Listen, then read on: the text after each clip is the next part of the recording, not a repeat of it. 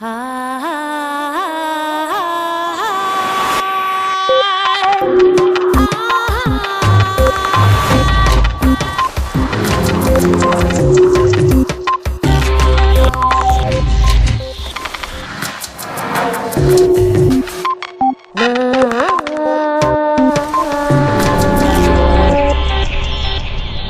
más pensaba en estos enigmas, más cerca me sentía de la iluminación o de la locura. Frank Close.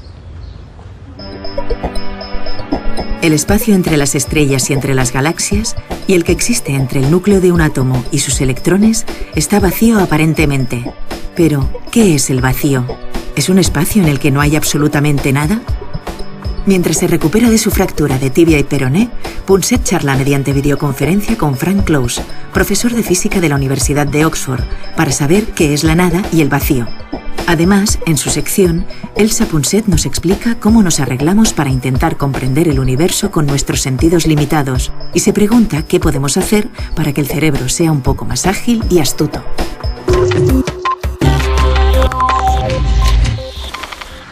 Profesor Close, esta noche vamos a hablar sobre un tema fascinante. Vamos a hablar sobre la nada. Y cuando digo la nada, me refiero a la nada. Pero antes de ello, quiero agradecerte que me dejes tener esta charla mediante videoconferencia contigo. Las gracias debemos dárselas a las maravillas de la tecnología moderna. Desde la antigua Grecia se creía que el vacío no podía existir. Incluso Aristóteles, hace muchos siglos, dijo: la naturaleza aborrece el vacío. Sin embargo, en el siglo XVII descubrimos que con unas bombas de vacío podíamos quitar todo el aire de un recipiente y dejarlo vacío. Entonces comenzamos a creer que el vacío sí podía existir. Bueno, el hecho es que unos pocos siglos después, los científicos le disteis la razón a Aristóteles otra vez y ahora afirmáis que el vacío no existe. Si con vacío te refieres a eliminar por completo todo el aire, es verdad que se puede hacer que no quede aire. Pero seguirán sucediendo muchas cosas. Fuera de la atmósfera de la Tierra, en el espacio, pueden verse las estrellas. El espacio está repleto de luz estelar. También se percibe la fuerza de la gravedad. El espacio está lleno del campo gravitatorio. No tengo ni idea de qué es exactamente, pero está lleno de cosas. No hay más que empezar a pensar en el espacio vacío para que todo se complique muchísimo. Cuanto más piensas en ello, más raro parece.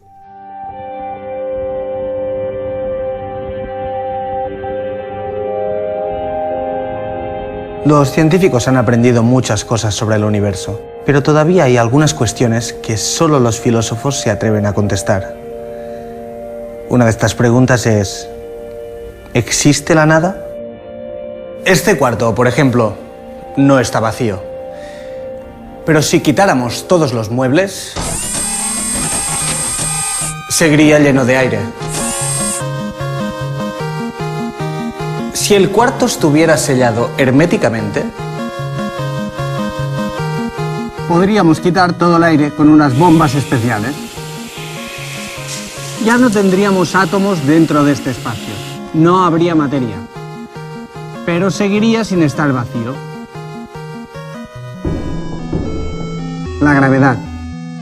Descubrimos que el campo gravitatorio de la Tierra llena el cuarto. Y al encontrar el norte en una brújula, nos damos cuenta de que hay un campo magnético. Pero supongamos que también vaciáramos el cuarto de todo ello. Para eliminar el campo gravitatorio, no basta con borrar del mapa la Tierra. Como la gravedad de los cuerpos celestes atraviesa todo el universo, tendríamos que hacer desaparecer todas las galaxias, estrellas, nebulosas y todos los objetos, incluido yo mismo.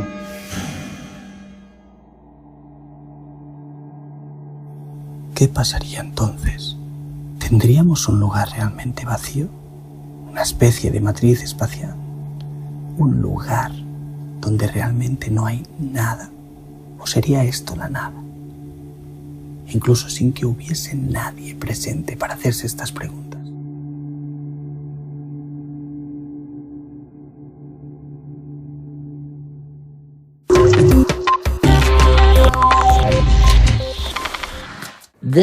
¿Existe el espacio con independencia de los objetos? O sea, si pudiéramos eliminar todas las estrellas y las rocas y la luz, ¿el espacio permanecería? ¿O la eliminación de la materia acabaría también con el espacio? Menuda pregunta más profunda. Precisamente es la pregunta que de niño hizo que me interesara por todo este asunto de la nada. Solía preguntarme, ¿qué pasaría si pudieran eliminarse todas las estrellas, todos los planetas? La Tierra, tú y yo. No habría nada, pero tampoco quedaría nadie para saber que no había nada. Cuanto más lo pensaba, más extraño me parecía. Si no había nadie, para saber que no había nada, ¿podía considerarse realmente nada? Y decidí que si seguía pensando tanto en eso, acabaría loco. Bueno, decidí que me dedicaría a la física para intentar responder a esa pregunta. Hoy en día seguimos sin saberlo. La gran pregunta filosófica consiste en saber si el espacio existe solamente porque hay cosas que lo definen, cual matriz que muestra dónde está el espacio. Es decir, si el espacio que contiene las cosas existe por derecho propio o si lo necesitamos para contener la nada. Es una pregunta muy profunda que trasciende con creces cualquier respuesta fácil de la ciencia, aunque los filósofos obtienen una gran satisfacción preocupándose por estos temas. He aquí el problema con la nada. Cuanto más intentas acercarte a ella, más se aleja. Resulta dificilísimo descifrar el concepto. ¿Y si en lugar de todo el universo eliminásemos todo solamente de un espacio definido, de una región determinada del espacio? Lo que quedaría sería la nada primordial, el vacío de que estamos hablando. En la actualidad diríamos que sí. Desde el descubrimiento de la teoría cuántica, sabemos que en cuanto intentamos analizar con precisión algo, o la nada, se vuelve más complejo y que, por raro que suene, ahora mismo y en todo momento, entre bambalinas, surgen y desaparecen burbujeantes pequeñas partículas de materia, lo que nos forma a ti y a mí, y de antimateria, su extraño opuesto. Son efímeras, efervescentes, no las notamos, pero ahí están, aunque no las veamos. De hecho, la teoría sostiene, y los experimentos así lo confirman, que siempre están presentes. La imagen moderna del vacío sería un mar burbujeante de partículas y antipartículas que surgen de la nada y desaparecen. Pero ahí hay algo, aunque lo llamemos nada. Hace unos años, un físico estadounidense amigo me dijo: Eduardo, no lo dudes. Caminamos sobre una nube de electrones. Y cuando intentamos imaginarlo, nos cuesta pensar que haya solidez en la materia. Mi pregunta es la siguiente: este campo tan poderoso dentro de los átomos, entre los electrones y el núcleo, ¿qué demonios es? No caben dudas de que el átomo está vacío en lo que concierne a partículas. En el centro del átomo se halla el núcleo atómico, que es muy compacto. Luego, bastante lejos, encontramos partículas llamadas electrones que giran a su alrededor. Pero entre ambas cosas lo que hay es nada. Sin embargo, ¿qué es lo que hace que los electrones giren alrededor del núcleo? Pues la atracción, la fuerza eléctrica que atrae a las cargas opuestas. El núcleo tiene una carga eléctrica positiva, mientras que los electrones tienen una carga negativa. Lo negativo y lo positivo se atraen. Las fuerzas eléctricas mantienen unidos a los átomos. Vamos, que aunque el interior del átomo esté vacío, desde el punto de vista de las partículas, está muy lleno de fuerzas electromagnéticas. Cuando choco las manos entre sí, las fuerzas eléctricas de los átomos impiden que una mano atraviese la otra. Así pues, aunque los átomos estén muy vacíos, si pensamos en partículas, están muy llenos de fuerza. La materia no está realmente vacía, sino repleta de fuerzas. Por más sólido que parezca un objeto, un martillo, por ejemplo, a escala atómica la materia es etérea.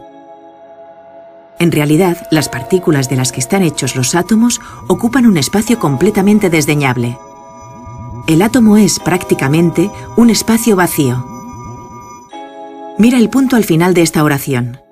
Su tinta tiene unos 100.000 millones de átomos de carbono.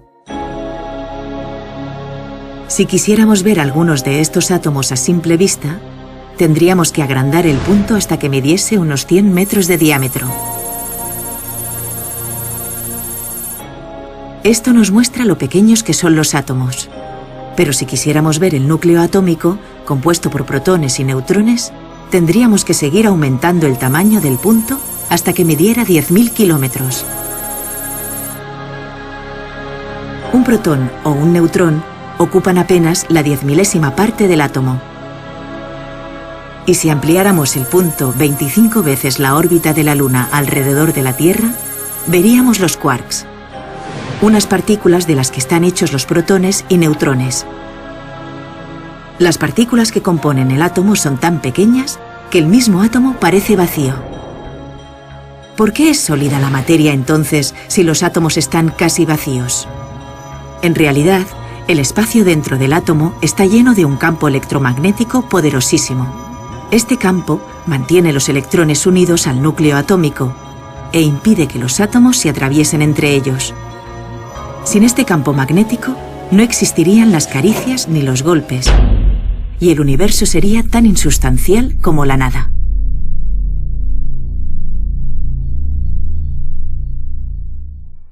Ya sabemos que si pudiésemos eliminar todo de un espacio definido, en lugar de nada habría algo. Y una de las cosas que podemos encontrar en el vacío es el famoso campo de Higgs. ¿Qué demonios es el campo de Higgs del que todos hablan? La imagen moderna sobre lo que es el vacío, lo que es la nada, afirma que está lleno de algo extraño llamado campo de Higgs. Es una idea que lleva medio siglo circulando, pero ahora vuelve a estar totalmente en boga, porque en julio de 2012, los experimentos en el CERN demostraron por fin que realmente parece describir cómo funciona la naturaleza. Según lo que sabemos ahora, el vacío, como todo, tiende al estado de mínima energía. Pues bien, milagrosamente, resulta que si el vacío estuviera verdaderamente vacío, tendría más energía que si estuviera lleno de ese misterioso campo de Higgs. Me resulta tan difícil saber qué es un campo de Higgs como entender qué es un campo gravitatorio. En cambio, sí sé lo que hace el campo gravitatorio. Me empuja hacia el suelo. También sé lo que hace el campo de Higgs. Confiere masa a las partículas con las que interactúa, como los electrones. Qué es y cómo actúa sigue siendo un gran misterio. Lo investigarán los experimentos en el CERN durante los próximos años. Pero por ahora sabemos que está ahí, sea lo que sea. Y desde luego, parece que el vacío, en su estado de mínima energía, contenga algo que llamamos campo de Higgs. Hablando sobre el campo de Higgs, me recuerda un concepto que los físicos han sostenido durante siglos. Me refiero al concepto del éter, una especie de sustancia tan tenue que atravesaba la materia y que abarcaba todo el universo. Einstein fue quien demostró que no existía.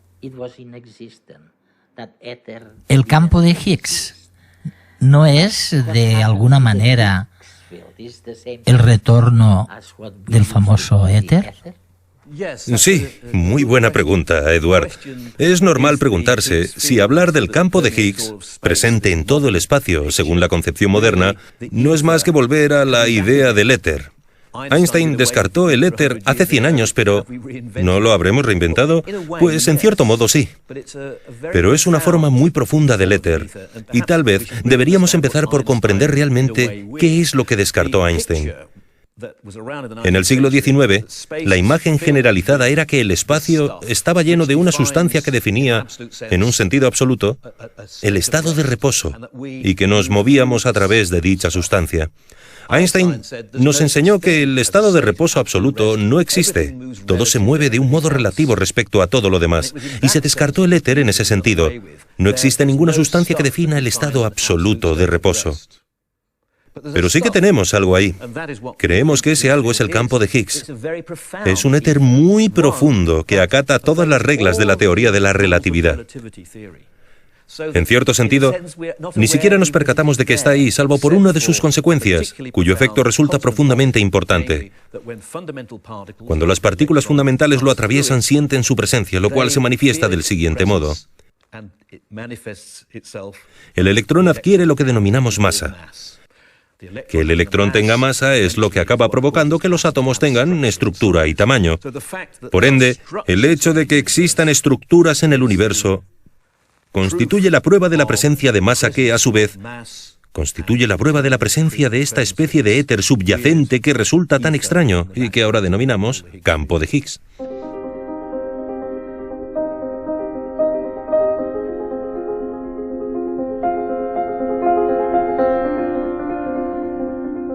Imaginaros que un día descubrís en vuestras casas un salón que nunca habíais visto. Y dentro de ese salón encontráis varias puertas. Y al abrirlas veis más salones con más puertas. Esto es lo que les sucede a los físicos que estudian el universo. Curiosamente, a cada puerta que se abre con el avance científico, se desvelan otras que permanecen sin abrir. Cuanto más sabemos, más aumenta el volumen de lo que desconocemos. Ese es el camino que hemos seguido en la indagación sobre la naturaleza de la nada. Cuanto más hemos investigado sobre algo que parecía sencillo, el vacío, hemos visto que el asunto era mucho más extraño y complejo de lo que parecía. Todos conocemos las 4 fuerzas o las interacciones fundamentales: la gravedad, el electromagnetismo, la nuclear débil y la nuclear fuerte. Pero parece que si no fuera por los efectos del vacío, la intensidad de todas las fuerzas sería igual. No sería como ahora, con una gravedad muy débil, un electromagnetismo muy fuerte. Si esto es cierto, el vacío es lo que decide no solo la fuerza de las interacciones fundamentales, sino cómo es la estructura de la realidad. Sí, la física cuántica demuestra que el vacío no está vacío. Aunque no te hubiera hablado del campo de Higgs, la teoría cuántica demostró hace ya 100 años que el vacío no está vacío. Y que, cuanto más atentamente se examina, más se manifiestan lo que denominamos fluctuaciones virtuales, partículas y antipartículas que surgen y rápidamente desaparecen. Aunque parezca ciencia ficción, los experimentos corroboran que esto es así. La idea, en teoría, según confirman los experimentos, es que si pudiéramos entrar en estas diminutas nubes cuánticas, y para ello sería preciso realizar experimentos mediante energías tan enormes que resultan difíciles de imaginar, pero que en principio son concebibles, entonces sería posible observar la verdadera naturaleza de las fuerzas sin el vacío cuántico que las distorsione. Y en esas circunstancias creemos que descubriríamos que en realidad las fuerzas tienen la misma intensidad intrínseca. Hasta ahora las hemos percibido a través de la nube de vacío virtual que enmascara la realidad y hace que parezcan aquí y ahora tan distintas entre sí.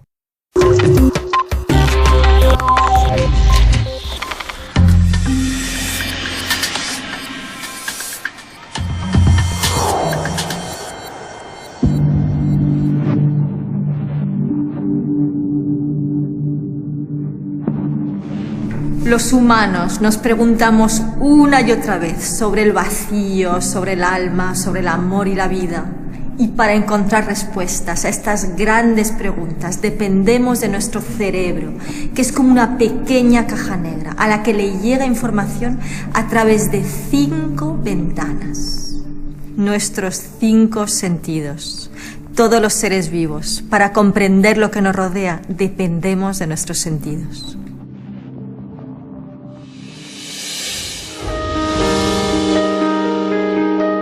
¿Os habéis planteado alguna vez cómo percibe el mundo exterior una hormiga?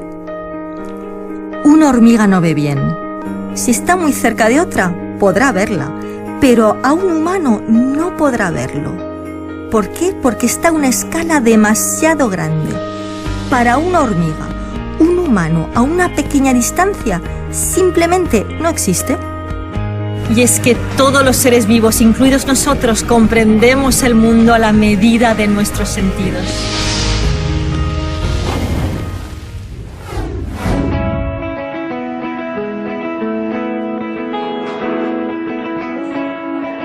El cerebro hace lo que puede con los medios que tiene, pero como cualquier estructura física tiene limitaciones y vamos a comprobarlo en este restaurante a oscuras.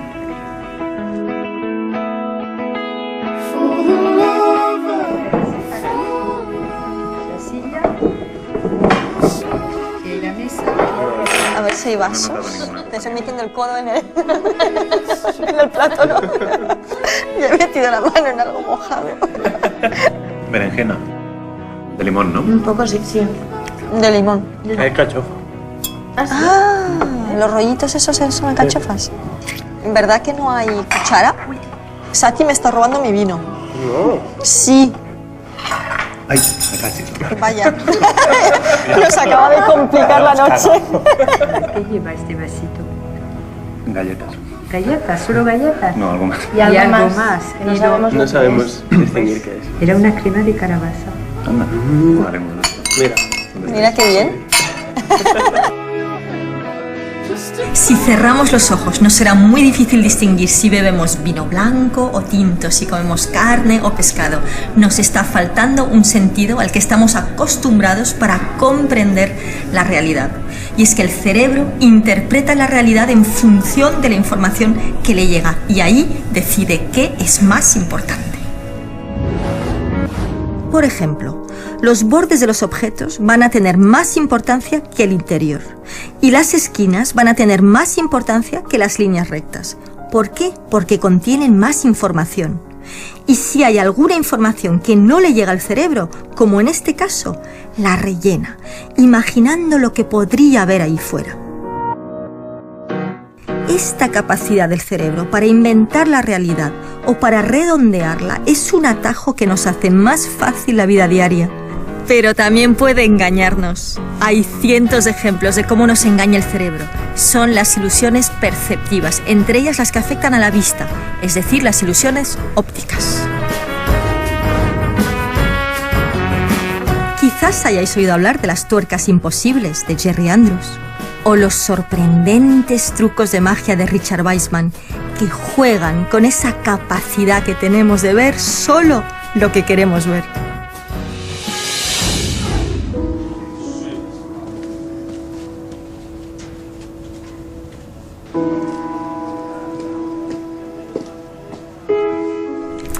Es difícil evitar que el cerebro nos engañe, pero ¿podemos hacer algo para que sea un poco más ágil y astuto? El neurólogo Lawrence Katz recomienda lo que llama neurobics, es decir, una especie de gimnasia de las neuronas que aumenta las conexiones entre las células cerebrales. Vamos a ejercitar nuestros sentidos.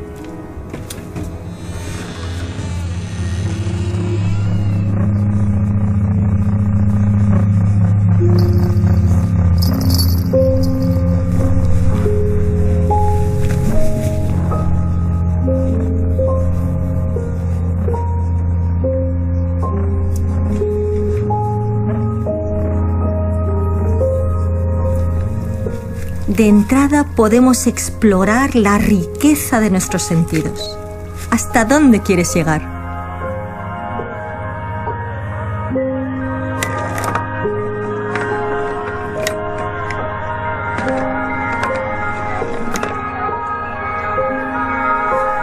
En la vida diaria tendemos a hacer siempre lo mismo.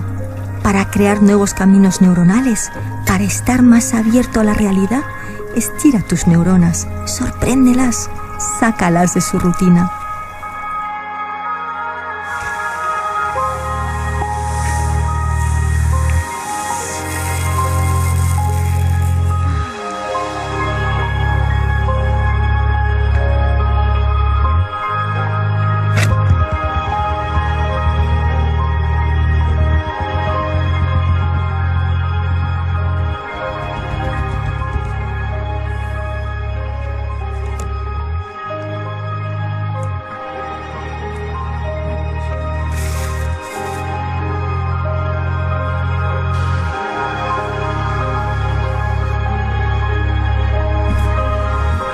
Gracias. Este es un recorrido que propone la compañía del Teatro de los Sentidos. Hay muchas más cosas que podemos hacer en nuestra vida cotidiana para ejercitar el cerebro. Potencia tus sentidos, no solo la vista y el oído. Intenta hacer cosas con los ojos cerrados, por ejemplo, ducharte o vestirte, y así potenciarás otros sentidos menos habituales. Utiliza tu mano no dominante de vez en cuando, para comer o para lavarte los dientes. Cambia objetos familiares de sitio, como la papelera, un lapicero o una lámpara. O cambia de ruta para ir a los sitios habituales.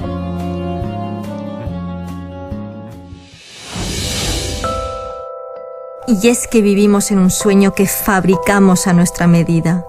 No podemos escuchar los ruidos cósmicos, ni siquiera podemos percibir lo que oye un murciélago o ver cómo ve un búho. Lo que no vemos o no sentimos es fácil creer que no existe. Por ello, durante siglos hemos buscado respuestas rígidas para simplificar nuestras vidas y asegurar la obediencia del grupo y del individuo. Afortunadamente también podemos potenciar nuestra capacidad de estar abiertos a lo inesperado, a lo inhabitual, para sorprendernos y descubrir día a día una realidad compleja y apasionante. No es magia, es inteligencia emocional.